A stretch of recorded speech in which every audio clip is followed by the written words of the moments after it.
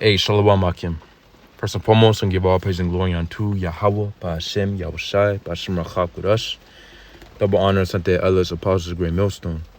The elders, a great millstone. And of course, peace and blessings unto the hopeful elect. The sincere servants of Yahweh, Ba'Hashem, Yahushai, serving him in truth and sincerity. Yeah, so coming back with another lesson through spirit. This lesson will be based on the topic of whether or not polygamy is permitted and whether or not it's permissible within the scriptures. Does the Lord permit polygamy? Does he permit having more than one wife? Well, let's go ahead and find out. Right now, I have this video pulled up of Andrew Tate having an interview with George Janko, and they got into the topic of polygamy.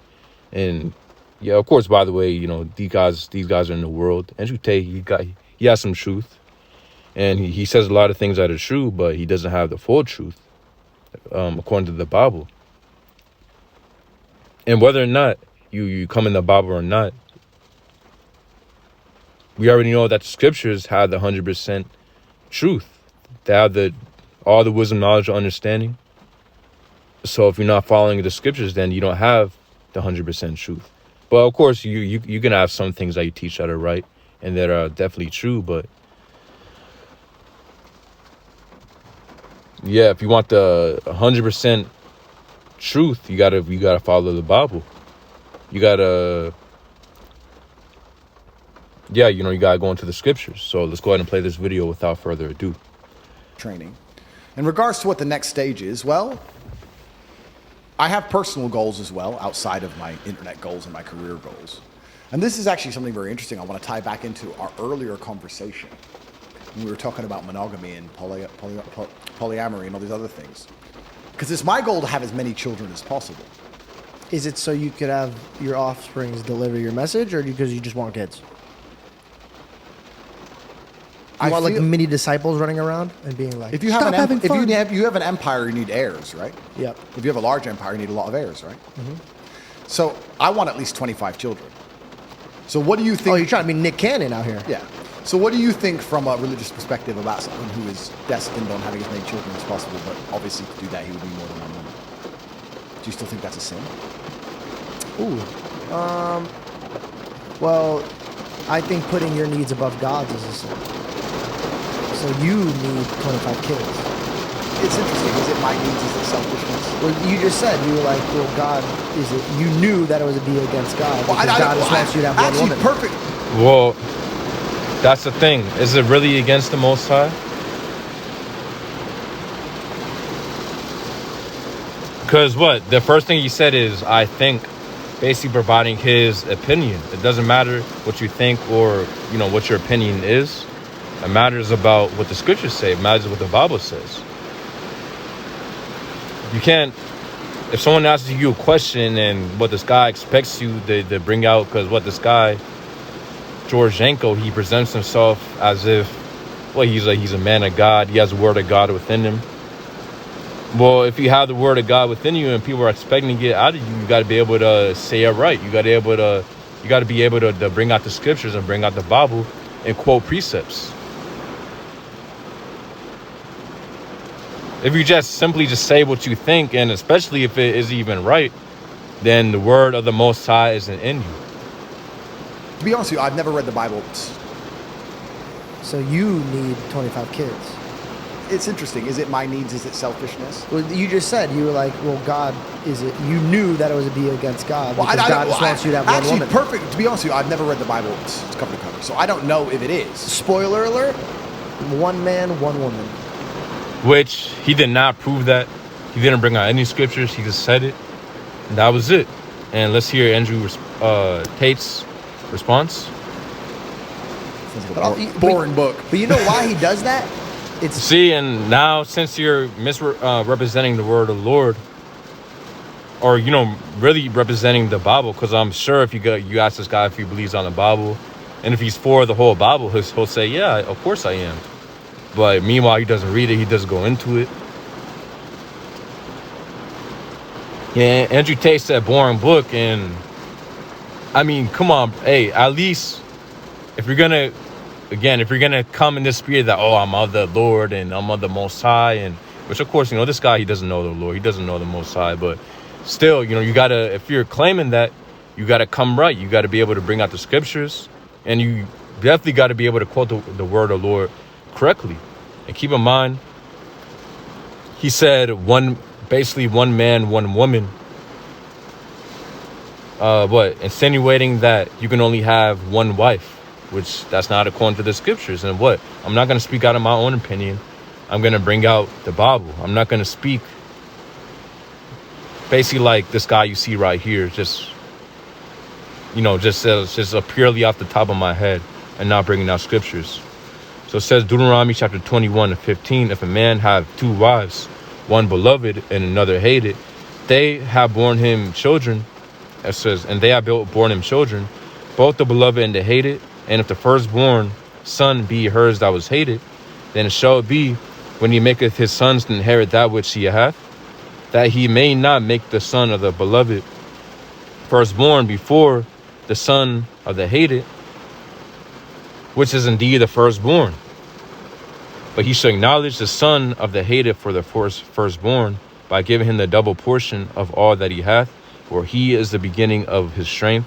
The right of the firstborn is his. So this is an example of what, basically, if a man has two wives, and it's a wife that he hates and one that he loves, and if he has a firstborn, his first son is with the woman that he hates, and he has another son with the woman that he loves after, then he needs to honor the firstborn law with, again, his true firstborn, which is of the woman that he hated. It didn't say, okay, look, so we're looking at verse 15 right now, Deuteronomy chapter 21:15. It didn't say if a man have two wives, he shall be put to death. No, it didn't say that. It goes in dealing with this particular circumstance. So going back to this video, It's reserved. spoiler alert, one man, one woman. Sounds like But a boring book. But you know why he does that? It's It's preserved society. No, it's just to demonstrate your relationship with him. Because once you stop, okay, think about this, right? okay, Spoiler. let's go ahead and slow down.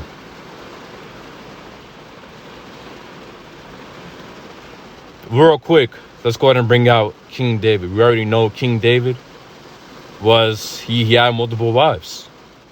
As well as many other Israelite men within the Bible. It's accounted that they had many Israelite wives. So to read real quick, this is 2 Samuel chapter 3:1. Now there was a long war between the house of Saul and the house of David, but David waxed stronger and stronger, and the house of Saul waxed weaker and weaker. And unto David were sons born at Hebron, and his firstborn was Amnon of Ahinoam, it says right here, the Jezreelites. Which, okay, so Ahinoam is one wife. That's one wife down. It says in the second, Chileab of Abigail, the wife of Nabal, the Carmelite. That's wife 2. And the third, Absalom, the son of Maacah, the daughter of Talmai, king of Geshur. That's wife 2. That's wife 3. And the fourth, it says Adonijah, the son of Haggith. Yeah, that's wife number 4. And the fifth, Shephatiah. Or it says Shephatiah, the son of Abital. Yes, that's the fifth wife. And the sixth, Ithraim, by Eglah, David's wife. These were born to David in Hebron. And right there, I just gave you 6 wives that David had. And David had more than this, keep in mind. But that just gave you 6 right here. So after this, if we keep on reading on, am I going to read the next verse? Oh, came to find out the Lord punished David for... Nah. If David was going off, it would have been written that, oh, David, since you got more than one wife, now I'm going to punish you. And it didn't say that. Because why? It was completely permissible And it is permitted for an Israelite man to have more than one wife. And let's go ahead and get into, because I know where this guy's going, but Alert. Perfect. To be honest with you, I've never read the Bible cover to cover, so I don't know if it is. Spoiler alert. yeah, and this guy, he should have said the same thing because he doesn't know the Bible either. Andrew Tate, at least he admitted it, but this guy, hey, you might as well say the same thing, that because, hey, again, I'm bringing out scriptures, and I have many more that clearly state to you that you can be, but polygamy is permitted. A man can have multiple wives. One man, one woman. Yeah. Sounds like a But boring book. But you know why he does that? It's It's to preserve society. no, it's just to demonstrate your relationship with him. Because once you stop, Okay, so he said to demonstrate your relationship with him, which, of course, within 1 Timothy chapter 3:1, it says, "This is a true saying, if a man desire the office of a bishop, he desireth a good work." It says, "A bishop then must be blameless, the husband of one wife, vigilant, sober, of good behavior, given to hospitality, apt to teach." And keep in mind, this says a bishop. So if a man desire the office of a bishop, and if you don't know what a bishop is, it's an overseer of a church. When you get that word for bishop within the Greek, here's the Greek word. Strong's G, 1984, episcope. Episcope. Which means the overseer or presiding officers within a Christian church. And yeah, right here it says Christian church, but we know, of course, a church is not only, a church isn't a physical building. A church is a congregation. A church, it doesn't matter really. A church is a body of believers, and it doesn't matter whether or not you're within a physical building or if you're outside. You know, you're having your congregation outside. For example, us brothers within Great Millstone, we street preach outside, and we have our congregation. We're in a group while we prophesy out there in the highways and byways. That right there is a church. You don't need a physical building in order to be considered a church. If you're a body of believers, and then what? You will be considered a congregation, which is a church. So it says a bishop, and keep in mind, a bishop is a special position within a church, within a congregation. That's a special rank. You know, not everyone can become a bishop so easily. This guy and Andrew Tate, they're definitely not bishops. Because again, if you want to be a bishop, really you got to be a part of a real congregation, not these fake Christian churches that you see. Well, with T.D. Jakes and Joel Osteen and all these false pastors. And we already know that Christianity, Christianity today is based off of plantation Christianity, which is what they use against what the so-called Negroes, Native Americans, Latino, which are Israelites. They use it against our people, plantation Christianity, in order to one thing to push for white supremacy, and in order to stray us from serving the Lord. I believe over 90% of the slave Bible is basically 90% of the original Bible taken out. And of course they modified it, and they had the slave Bible, of course, made that way so it can be given in a deceptive manner, so our people will be deceived into, basically believing that the Lord is this way and they got to do this and do that. That will basically benefit Esau. Which, our oppressors, the so-called white man, is our enemy. But the point is that a bishop is a special position within a church. And the reason why a bishop, what Paul basically said for a bishop to have one wife, was so that, again, it says vigilant, sober, of good behavior, given to hospitality, apt to teach. Verse 3, not given to wine, no striker, not greedy of filthy lucre, but patient, not a brawler, not covetous, one that ruleth well with his own house, having his children in subjection with all gravity. For if a man not know how to rule his own house, how shall he take care of the church of the Most High? Yeah, so basically Paul was laying out the attributes that a bishop needs to have. And if a bishop, just keep in mind, it's completely allowed to have more than one wife. If a bishop has more than one wife, then he wouldn't have, the 100% focus he would need to have in order to serve the Lord.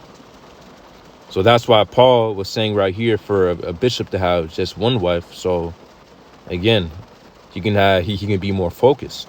Obviously if you have more than one wife in this position, it will be distracting. And within the society, I'm not saying just because it's permitted for us to have more than one wife that you should. We obviously know that we're in the society. The system is completely broken and against you having, more than one wife. So I'm not saying you should, but I'm saying it's completely allowed within the scriptures. According to the Bible, you can. And if a brother has more than one wife, if you can handle it, then hey, as brothers, we can't tell that brother anything. As long as he's still doing the work of the Lord according to how he's supposed to do it, and he's not slowing down, hey, if he has more than one wife, then it's up to him. But going back, because this guy, he's saying, so you can demonstrate let's hear what he said again. No, it's just to demonstrate your relationship with him. Because once you stop, think about this, right? Yep. You love a woman, Yep. and you provide a family, Yep. a covenant, Yep. a kingdom. But then you get to the point where you're like, I need more. Which is nothing wrong for the king. If you have the substance, if you have the resources, if you have the ability to have more than one wife, there's nothing wrong with wanting more. You don't believe me? Let's go ahead and get real quick. Let's go ahead and get 2 Samuel chapter 5 and 12. It says, and David perceived that the Lord Yahweh had established him king over Israel, and that he had exalted his kingdom for his people Israel's sake. Verse 13, and David took him more concubines and wives out of Jerusalem after he was come from Hebron. And there were yet sons and daughters born to David. So what? David desired to have more concubines and wives out of Jerusalem. Did the Lord punish him for that? And what it says, verse 14, and these be the names of those that were born unto him in Jerusalem, Shammua, Shabbat, and it says Shobab, and Nathan, or Nathan, and Solomon, and Ibhar also, and Elishua, and Nepheg, and Japhia, and it says, and Elishama, and Eliada, and Eliphalet. So, hey, as you can see, what David desired to have more concubines and more wives out of Jerusalem, and he had more children, he had more kids. So the spirit that Andrew Tate he's in, or the spirit that Andrew Tate is in, it's really nothing wrong with that. If he desires to have more kids, and obviously he's able to handle it, and he's devout and he wants to have more wives and stuff. Hey, it's nothing that you can tell him not to do. And at the end of the day, he's in the world, he's not in the truth. As brothers, really, you got to be being in the truth and understanding that the place that we're in, or the times that we're in, we obviously understand that we're at the end. We're at the end where all hell's about to break loose soon. Things are about to happen. Things are happening. Wars, earthquakes, rumors of wars. You're having pestilences. You're having famines happening. And really, it's going to get a lot worse than where we're in right now. You got martial law coming soon. You got civil war coming in this country. And everyone can see that. So what the times that we're in right now is obviously not wise. It's not that wise to have more than one. I mean, again, if you can handle it, then it's up to you. Because anyway, the scriptures say that, man, Isaiah 4:1, that 7 women should take a hold of 1 man. But, and keep in mind, having a lot of children, like, again, you're a king, you're living it up. It's, you should really check that spirit. Because, again, that's not really the time that we're in to have a whole bunch of children and enjoy. Because, hey, again, Andrew Tate, he's in the world, so he's trying to... Really, man, this Andrew Tate's kingdom. He's not looking forward, really, to the kingdom of heaven. The kingdom of heaven is where, you know, we're going to have an abundant amount of children. More than the eye can see. We're going to have a lot of women, a lot of wives, a lot of concubines. And really right now, we're not really in that position to have all that. Of course, the brothers, they might have a few children. But that's really it. But again, you know, Andrew Tate, he's rich. He received his consultation. And... well, let's go ahead and play this video. So yeah, like I said, there's nothing wrong with having more or desiring to have more than 1 woman. More. This is what Adam did with God. I need... And look, let's go ahead and give real quick 2 Samuel chapter 12 and 7. It says, and Nathan said to David, thou art the man, thus saith the Lord Yahweh, power of Israel. I anointed thee king over Israel. I delivered thee out of the hand of Saul. And I gave thee thy master's house and thy master's wives into thy bosom, and gave thee the house of Israel and Judah. And if that had been too little, I would have moreover given unto thee such thing, or such and such things. So literally the Lord was telling David personally, of course through Nathan, because what the Lord uses the prophets as his mouthpiece. Nathan was a prophet. So what? The Lord told David that literally, man, if David desired to have more, it says what? And thy master's wives into thy bosom. So if David desired to have more, you know, more women, he simply could have just asked the Lord, man. It says, because what? And if that had been too little, I would have moreover have, it says, I would moreover have given unto thee such and such things. So all David had to do was just ask the Lord, and the Lord would have given it unto him. Was he going off for asking, or you know, would David have gone off for asking for more wives and concubines? No, because the Lord said it right here. If it had been too little, the Lord would have gave him more. So I don't know what this guy's talking about. more. Need more. This is what Adam did with God. I need more. Don't you feel like... Let me ask the question from another way. Which really what he's referring to is Adam went off because Eve went off. She, of course, fell to the serpent. She ate the apple, which represents her. First and foremost, the serpent was a man. The serpent wasn't a literal snake. The serpent represented a man. And that man, what? It says how she ate that fruit. She ate that apple. That represents the other philosophies, because that guy, or you know, the man, the serpent, wasn't of the Most High. Wasn't the son of the Most High. He was the son of the wicked. So obviously he didn't have the spirit of the Lord within him, so he's wicked. And Eve fell to that. Eve was deceived, and she took their philosophies, his philosophies and the heathen philosophies. She took that, and Adam, of course, followed suit. But let's go ahead and keep on playing. Don't you feel like... Let me ask the question from another way. Don't you think the good people and the intelligent people of Earth need to be having kids at least at the same rate as the idiots? I mean, we have a population... No.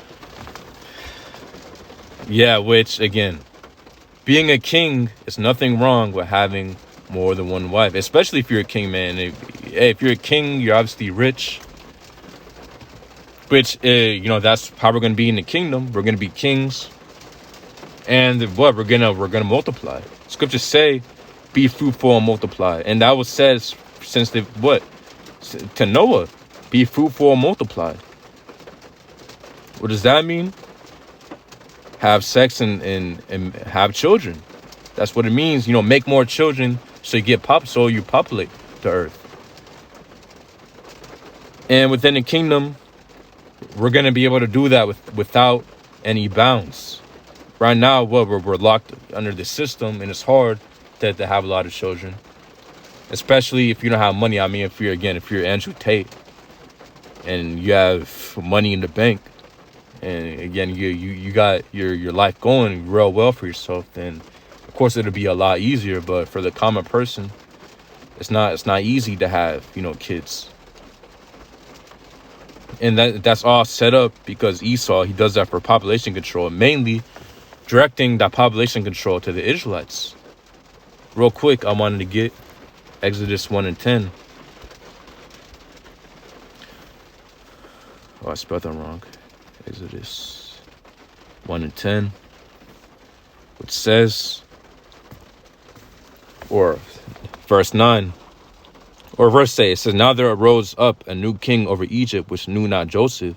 And he said unto his people, Behold, the children, or it says, the people of the children of Israel are more mighty and mightier. It says, Behold, the people of the children of Israel are more and mightier than we. So this new king over Egypt is considering how, the children of Israel is more populated than his own people, the Egyptians. So it says, verse 10, Come, let us deal wisely with them, lest they multiply. And it come to pass that when there falleth out any war, they join also unto our enemies and fight against us, and so get them up out of the land. Yeah, exactly. So the point is he said, let us deal wisely with them, lest they multiply. Because it's a dangerous thing for, of course, your enemy to be more mightier than you are in number. If you have slaves,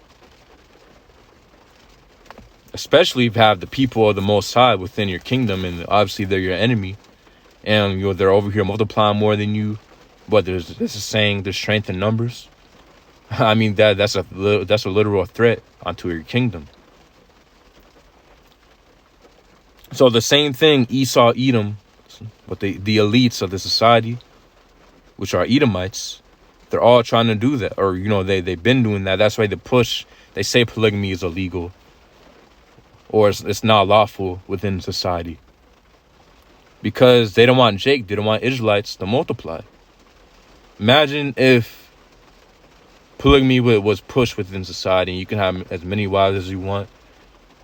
Child support didn't exist, and all these other things that hinder you from really having a child, makes you think twice about having a kid.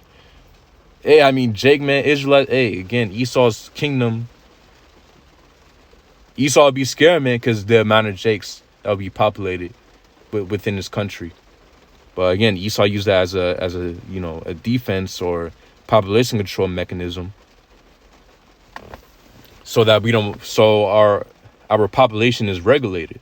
Esau doesn't want that, again, the Israelite population to get out of control. No, It's a great question. It's a great question. And we can also look at this. We can take it away from the religious argument and look at it another way. We have a serious population crisis in the West. If you want to, I don't know if you know about this, but there's a huge demographic collapse incoming. And the reason we have these massive numbers of immigration and the reason our cultures are collapsing is because we no longer reproduce at the basic rate of sustaining a population. So 2 people are supposed to have 3.7 kids on average for the population to increase. But how many people do you know with 4 children? Very rare. None. So 2 people have 1 kid, population goes down. 2 people have 2 kids, population still goes down because people die. People die in car crashes, these kind of things. So we have huge problems from a socioeconomic point of view because you now have people living longer because of medicine.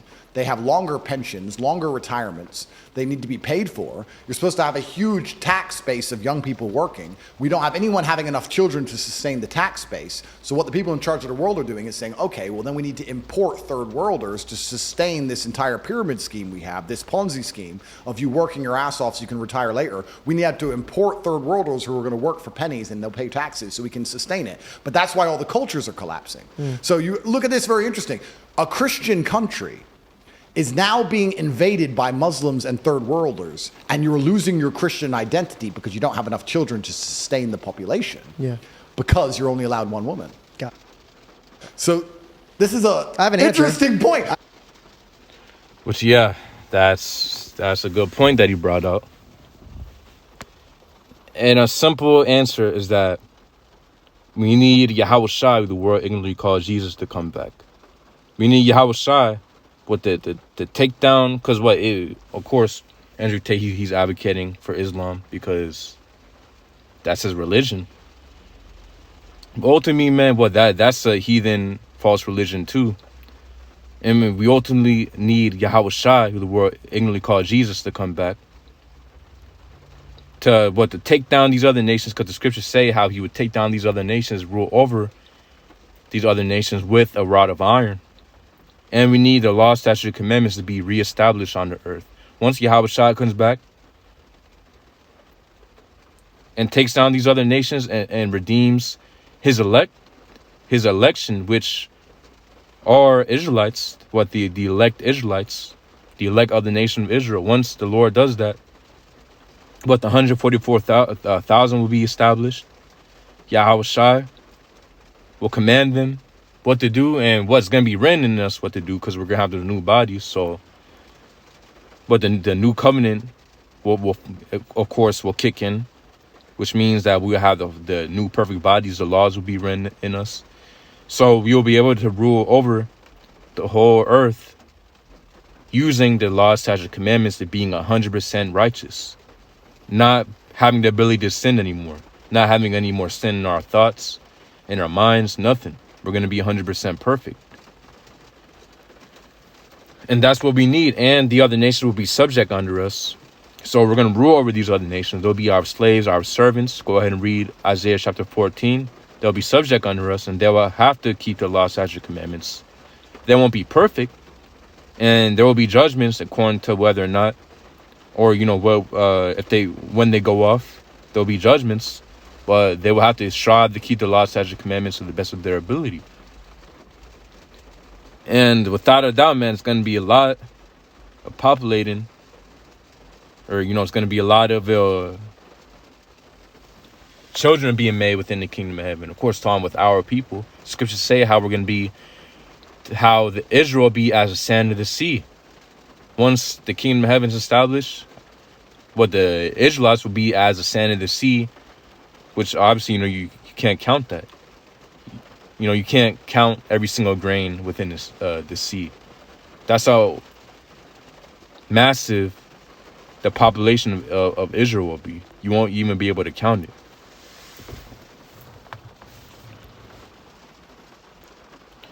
And real quick, so King Solomon had multiple wives. And it gives you the number. It says 1 Kings chapter 11 and 1. But King Solomon loved many strange women, together with the daughter of Pharaoh, women of the Moabites, Ammonites, Edomites, Zidonians, and Hittites. It says, of the nations concerning which the Lord Yahweh said unto the children of Israel, you shall not go in, or it says, into them, neither shall they come in unto you, for surely they will turn away your heart after gods, or it says, after their gods. Solomon clave unto these in love. And this doesn't mean that you can't deal with the heathen. This just means that basically you can't wife, you can't put a heathen in the same status as your wife and follow after her. Obviously heathen, they're into whatever they're in. They're into these other nations that are not the so-called Negro, Native Americans, Latinos, but they're into their own doctrines and their own philosophies and their own religions. So it's nothing wrong with having concubine, which a concubine, of course, is a heathen woman, which is with an Israelite man, or simply, in this context, with the Israelite man, a concubine is, all it simply means is a lesser wife. When you get the definition for concubine in the dictionary, as you can see right here, it says, in polygamous societies, a woman who lives with a man but has lower status than his wife or wives. So A heathen woman truly can't be your wife. You got to treat her as a concubine, as a wife of lower status. And Solomon, he obviously put these concubines too high to the point where he fell to them. He started worshiping and, listening to them, what they're telling him. And obviously Solomon went off. But this doesn't mean that you can't have a concubine and you can't deal with one. It just means that you can't make her on the same status as a wife, which a wife, a wife of an Israelite is an Israelite woman. Now, keep in mind, you are also allowed to have children with concubines. That's completely permitted. But again, you're not supposed to fall, to whatever they worship in Solomon. That's because it says right here, verse 4 or verse 3. And he had 700 wives and princesses and 300 concubines, and his wives turned away his heart. So it gives you the number of wives that King Solomon had. He had 700 wives and 300 concubines. 700 wives, princesses, and 300 concubines. So King Solomon literally had 1,000 women. But it says, and his wives turned his heart away. And obviously King Solomon, fell, and he became wicked. But he was not wicked for the fact that he had 1,000 women, and he had more than one wife. He obviously, transgressed and became wicked because he started worshiping false idols. Which the cause of that was him following after, his woman. Him bowing down basically to his woman and, idolizing whatever that they worship. That's where King Solomon went off. He didn't go off from being polygamous and having more than one woman. Because as we read multiple accounts within the scriptures, Jacob had 4 wives. As well as many other prophets, or as many other Israelites within the scriptures had wives. When I get real quick, it says, but this is 2 Chronicles, chapter 13 and 21. But Abijah waxed mighty and married 14 wives and begat 22 sons and 16 daughters. And again, that's just one account I just remember off the top of my head. Abijah having, it says 14 wives and begat 22 sons and 16 daughters. So it's completely normal for Israelite men, again, to have multiple wives. And as a result of that, to have, and to desire to have many children. A lot of children. So again, there's nothing wrong with that. Whereas a Muslim man can have 4 wives and 16 kids And just pump them out. and they can survive and protect their identity and their culture and their religion. So it's actually very interesting. And before I let you answer, only one country solved this: Hungary. Hungary is a Christian nation, and Viktor Orban is one of the smartest world leaders on the planet. He abolished income tax for any family that has more than 4 children. And he's fixed the population crisis, and the population is increasing because people are getting married and having kids. Hungary's fixed it. No other nation has fixed it because you can't even afford to have 4 or 5 children because they're decimating you and destroying the currency, and they're just doing all this matrix propaganda on purpose anyway. So, besides Hungary, every other Western nation is now importing the Islamic world to sustain itself because Christian nations can't reproduce. So it's interesting what you said. I agree with what you said, but it's also the death throes of Christianity. Christianity is about to be decimated because of that. Because what do you have without people? You want my answer? Yeah. Okay. First, would you like more coffee? Yeah, I'll have 2 more coffees, please. Can we get 2 more coffees? Thank you. You want some more coffee? Reed? Please, give my men coffee. Okay, my answer is this. Never in the day of age did we ever have the power to talk to a mass group of people since the internet. Yep. So, ironically, we're running into this problem of less of our people, but we also have the gift of reaching out to more people. Correct. So another household could have 5 kids, but who's to say that I can't encourage them to have my morals and standpoints? Absolutely. You could So I don't need to procreate. I need to provide and educate. That's a very interesting point of view. But then you also, this brings us into the Islam versus Christianity argument. And I want to make it very clear to the world. Yeah, well, I believe that's the point. I think they're kind of straying away from the point. But that's what I want to bring out. According to the Bible, it's completely allowed to have more than one wife. Again, whether or not you should, that's really up to you. And really, it's not 100% encouraged being within society, being in the system. Obviously, we know the system is designed against that. But if you can handle it, then hey, it's up to you. If you're a brother, you're in the truth, and if you can handle it, and you're gonna be, of course, you're still giving the Lord His due portion, doing His work. Then hey, it's up to you. But again, the point is, it's completely allowed to have more than one wife. Polygamy is permissible. So, Lord's will you bless us to edify Yahweh Bashim Yahushai, Bashim Rakah Kudash Brakathum. Shalom.